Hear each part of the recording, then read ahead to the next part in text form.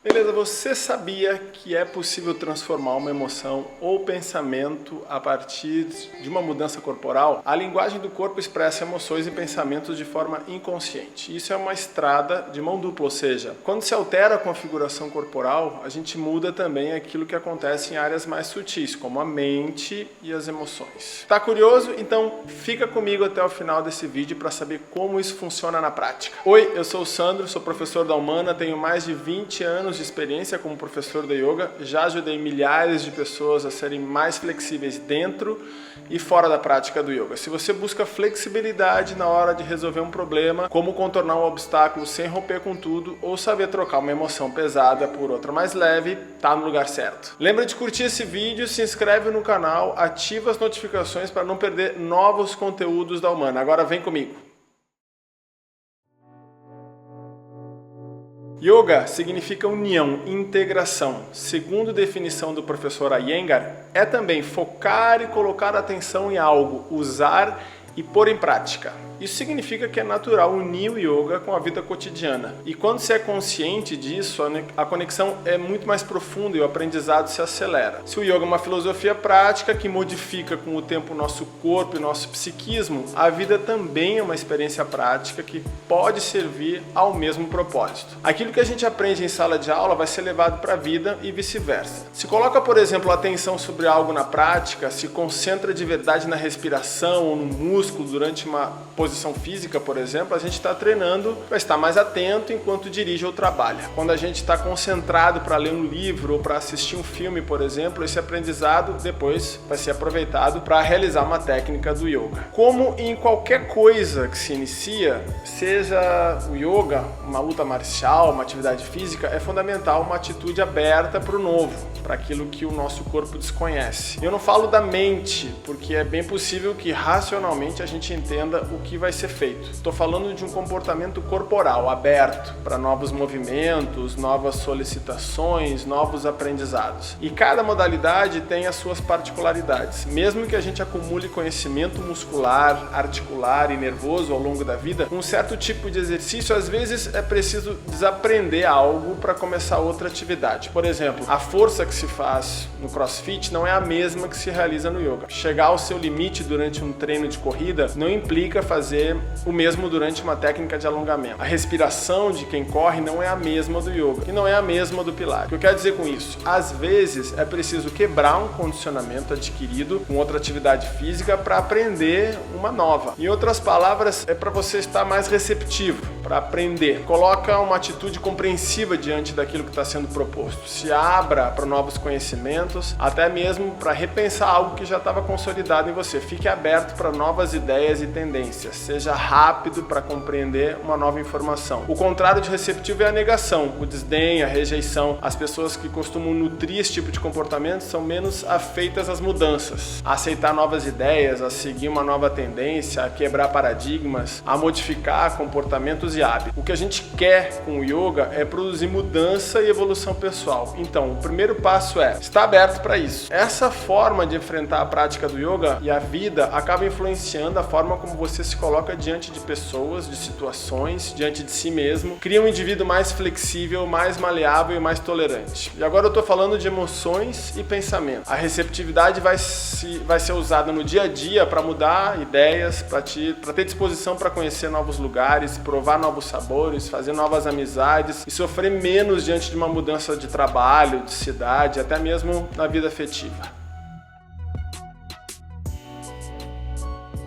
Respiração e emoção estão conectadas. As emoções estão lá no nosso subconsciente. O pranayama torna as emoções conscientes. O yoga, além de moldar os músculos, incrementa a vitalidade e desenvolve uma estrutura orgânica forte e saudável. Modula as emoções e os pensamentos. Cada estado emocional corresponde a um ritmo respiratório. Uma cadência profunda e ritmada mostra satisfação, segurança, tranquilidade. Já uma respiração curta e rápida, ansiedade, insegurança e medo. Aprendendo a manipular o ritmo respiratório com as técnicas do yoga, se consegue modificar e se utilizar as emoções, o que interfere positivamente nas relações afetivas, no desempenho profissional e na qualidade de vida. Muitas vezes o que falta antes da tomada de uma decisão que seria pautada por uma emoção é uma respiração profunda. Quantas vezes a gente se enganou porque o emocional impediu que a gente percebesse o fato sob uma ótica racional. O pranayama, que são os respiratórios do yoga, faz a gente entender o comportamento animal instintivo e nos dá energia e forma para mudar isso e crescer. O pranayama aumenta a vitalidade, melhora a capacidade pulmonar, amplia a percepção da consciência e atua sobre o corpo emocional. Desenvolve força de vontade e concentração. Então, com a prática, se adquire um fluxo consciente contínuo que produz estabilidade e firmeza. Reduz a dispersão, amplia a atenção, facilita a abstração dos sentidos e a concentração. Na prática, uma vida feita de melhores escolhas, um comportamento emocional mais equilibrado para reagir de maneira inteligente diante das adversidades. Isso se reflete num dia a dia com mais energia para superar os obstáculos, para contornar objeções, para mudar quando for necessário, enfim, para ser mais flexível. Aqui vale um alerta, não significa que o praticante de yoga é um ser perfeito, imune a tudo que acontece ao seu redor, nada disso. Ele segue sendo um ser humano, com todas as suas imperfeições. O que eu quero dizer é que, com a flexibilidade adquirida com a prática, a gente consegue perceber com mais clareza e também com mais rapidez certos condicionamentos. A gente aprende a ter força e agressividade quando é necessário, leveza e descontração no momento certo. E lembra, as emoções não são boas nem ruins, elas fluem de acordo com os acontecimentos e cada uma possui um papel importante na manutenção do nosso corpo e do psiquismo. Elas são ferramentas de defesa e sobrevivência. A consciência emocional, portanto, nos ajuda a ser cada vez mais soberanos e menos escravos das nossas emoções.